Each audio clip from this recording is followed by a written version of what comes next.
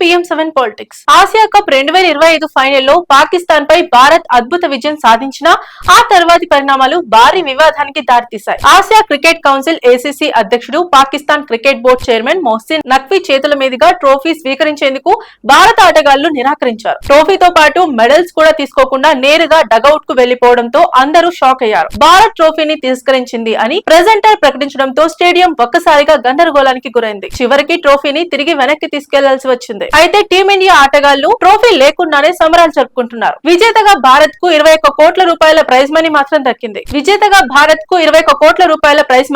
దక్కింది. ఈ సంఘటనతో బహుమతి ప్రధానోత్సవం ఆలస్యమైంది. పాకిస్తాన్ ఆటగాళ్లు కూడా తమ డ్రెస్సింగ్ రూమ్ లోనే ఉండిపోయారు. ఇరు దేశాల మధ్య నెలకొన్న ఉద్రిక్తత వాతావరణం కారణంగానే ఈ పరిణామం చోటు చేసుకుందని విశ్లేషకులు అంటున్నారు. ముఖ్యంగా పహల్గాం ఉగ్రదాడి తర్వాత జరుగుతున్న ఈ టోర్నీ అంతా ఉద్రిక్తతతోనే సాగింది. అంతకు ముందే Bharat captain Suryakumar Yadav trophy photoshoot కి నిరాకరించారు. అలాగే లీగ్ సూపర్ 4 మ్యాచ్ల్లో ఇరు జట్ల ఆటగాళ్లు ఒకరికొకరు కరచాలనం కూడా చేయలేదు. అయితే మ్యాచ్ విషయానికి వస్తే ఉత్కంఠభరితంగా సాగిన ఫైనల్లో భారత్ 5 వికెట్ల తేడాతో గెలిచి 9వ సారి ఆసియా కప్ ను కైవసం చేసుకుంది.